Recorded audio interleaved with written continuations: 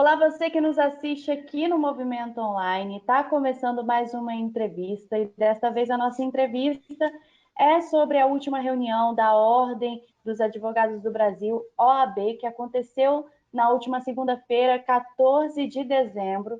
E nessa reunião houve a aprovação, da paridade de gênero e cotas raciais, uma reunião considerada histórica, para a classe. Nessa reunião histórica, os conselheiros aprovaram essa paridade de gênero por aclamação e as cotas raciais de 30%, para negros nas próximas eleições por maioria. E aí, para conversar sobre isso, nós convidamos a advogada capixaba Érica Neves. Ela vai nos explicar como é que funciona essa reunião, vai falar um pouquinho sobre essa reunião histórica e também sobre essas aprovações, que ocorreram durante a reunião da OAB. Tudo bem, Érica? Muito obrigada pela sua participação. Obrigada a você, Ana. Tudo bom? Bom dia a todos e todas. Ótimo, vamos começar então a nossa entrevista. Vamos começar falando sobre essa reunião histórica da OAB, que aconteceu na última segunda-feira, 14 de dezembro. Como que se deu essa reunião? Qual foi a dinâmica? Só para quem está nos assistindo entender como é que funciona essas reuniões dos conselhos, da OAB. Uhum. Então, Ana, o Conselho Federal é constituído por 81 conselheiros federais, sendo 3 representantes de cada estado. As pautas estão vindo já de representatividade já tem um tempo. Hoje, nas eleições da Ordem, já é obrigatório 30% de mulheres. Acho que nas últimas 3 eleições. E o assunto da paridade, já que era uma proposta da conselheira de Goiás, ela se chama Valentina, ela vem desde o ano passado brigando, batalhando, conversando com todos os conselheiros federais e conseguiu que no colégio de presidentes passado, o colégio de presidentes é o colégio que reúne todos os presidentes seccionais, não os conselheiros federais. No último colégio de presidente fosse aprovada que fosse botada em pauta logo esse ano a paridade já.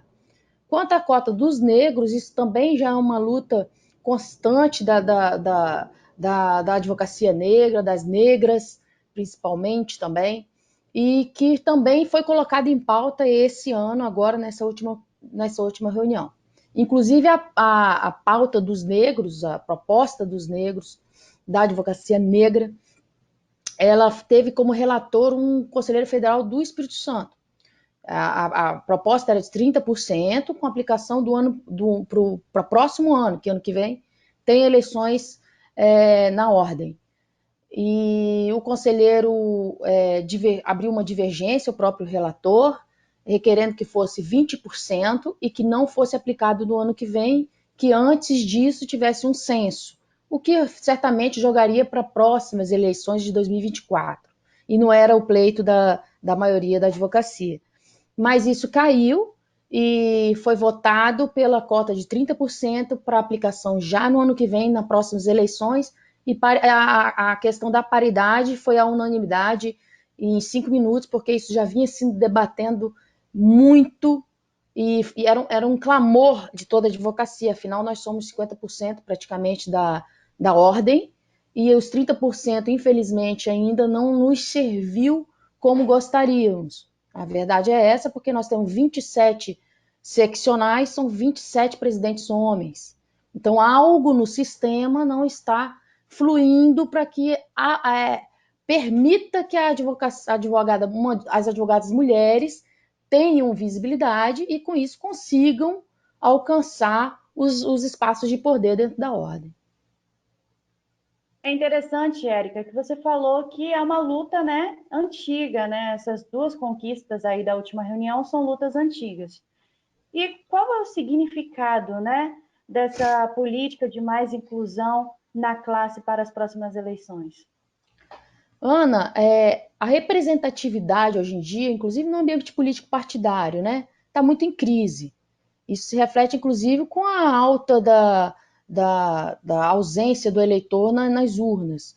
E isso é decorrente da representatividade. Você não se sentir representado, você não se sentir ali, o seu olhar não está ali nas decisões. Aquilo ali praticamente não te pertence, não reflete a sua identidade. Então, passou da hora da ordem reconhecer que a representatividade dentro da ordem não estava equilibrada. Isso veio em bom tempo. A próxima eleição vai ser histórica. 50% das chapas tem que ser mulher, são quase. Aqui no Espírito Santo, eu acho que são 92 integrantes da chapa inteira. A gente precisa disso, a gente precisa que todos os ambientes hoje em dia, Ana, eles buscam esses diferentes olhares para tomadas de decisão, todos. Empresarial, político, os institucionais, e isso traz um benefício inerente, não só à categoria da advocacia, mas de gênero, de raça. O LGBT+, uma hora vai começar a buscar também esse espaço, e isso faz com que a ordem represente realmente o que ela que é um espaço democrático. Então, é um avanço que eu fiquei transbordando de felicidade ontem. Realmente, eu não acreditava que iria ser aprovado. Quando foi aprovado, a gente se lembra da Constituição da Ordem lá de trás, quando a gente via uma ou duas mulheres participando de poucas coisas. Hoje a gente vê a advocacia jovem das meninas entrando, já querendo participar. A gente que já está há mais tempo, a gente já agora vai ter um espaço garantido ali. E aí vai depender realmente da advocacia escolher gestores e gestoras que realmente busquem que essa representatividade se reflita nas decisões. E para a ordem foi um crescimento muito grande, inclusive para fora da ordem, para enxergarem a ordem como realmente um ambiente democrático. Bacana, bacana. É interessante, né, essa aprovação. E a sua visão sobre o percentual conquistado aí, tanto para a paridade de gênero quanto para as cotas raciais? Qual é a sua visão aí sobre esse percentual conquistado, né, na última reunião? Ana, qualquer representatividade, qualquer busca de efetiva representatividade é válida. Nós, mulheres na advocacia, a gente passou 3 pleitos com 30%. Acho que tudo é um caminhar. Então, os negros hoje conseguiram, graças a Deus, 30%. No decorrer do tempo, vá se analisando se isso é suficiente ou não, se isso realmente está servindo ao seu propósito, que é a inclusão da advocacia negra nas decisões, participando em todas as pautas e tendo o olhar deles como essenciais para as decisões da ordem. Então, com o tempo, vai se analisar se é suficiente, se não é suficiente, inclusive se é necessário ainda, se não é necessário ainda. Porque o ideal, óbvio, seria que não se precisasse de nada disso. Mas não é a realidade. Então, se não é a realidade, a instituição acertadamente conseguiu instrumentalizar para que, pelo menos nas eleições, haja a participação de todos e no poder da ordem, nos poderes das decisões, todos sejam acolhidas, todas as ideias, todas as histórias. Nós somos fruto muito da nossa história. Então, se todo mundo tem uma história meio parecida, as decisões são tomadas de forma parecida, com opiniões muito iguais. Então, quando você coloca ideias, histórias diferentes, isso vai resultar numas decisões diferentes, para os mesmos problemas. Então, isso é muito importante, a gente fica muito feliz com isso. E quanto à porcentagem, isso vai se adequando, mas foi uma grande vitória já. 50% para mulheres, então, nem se fala. Isso aí. E a obrigatoriedade nas eleições, isso traz um peso muito grande. Inclusive, eu peço aqui para que todo mundo analise muito bem onde vai participar e se isso efetivamente é decorrente da sua participação, do seu olhar, da sua importância, do que cumprimento de cota.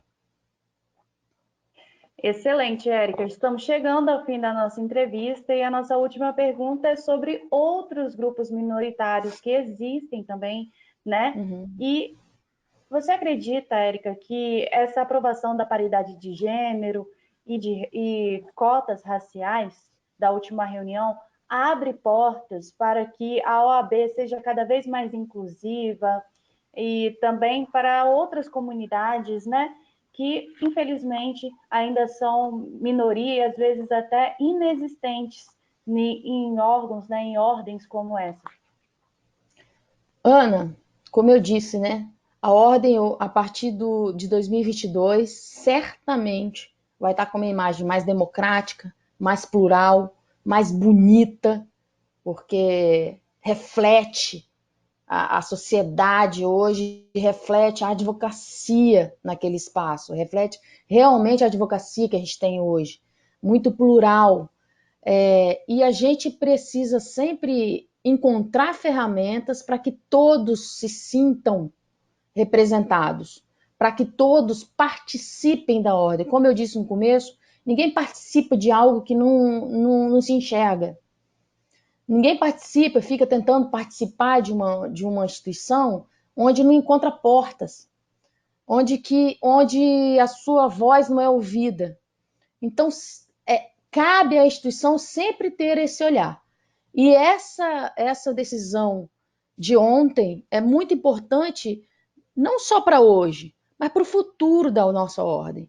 Se outras minorias se reconhecerem isso, se isso for importante e se esse pleito for e se esse pedido for pleiteado, isso tem que ser analisado e já será analisado por uma ordem diferente, por uma ordem democrática que sabe a importância da representatividade. Então, isso é uma evolução onde a instituição vai ter que estar sempre olhando com carinho. Excelente, muito obrigada, Érica, pela sua participação aqui. Muito obrigada por trazer, né, essas explicações sobre a última reunião da Ordem, que foi uma reunião histórica, a primeira de muitas, né, conquistas, como você disse, né? Então, eu agradeço, viu, pela sua participação e disponibilidade para estar aqui no Movimento Online, cedendo essa entrevista. Obrigada, Ana. Obrigada a todo mundo que ouviu e que vai ouvir depois. E estou à disposição aí para qualquer assunto.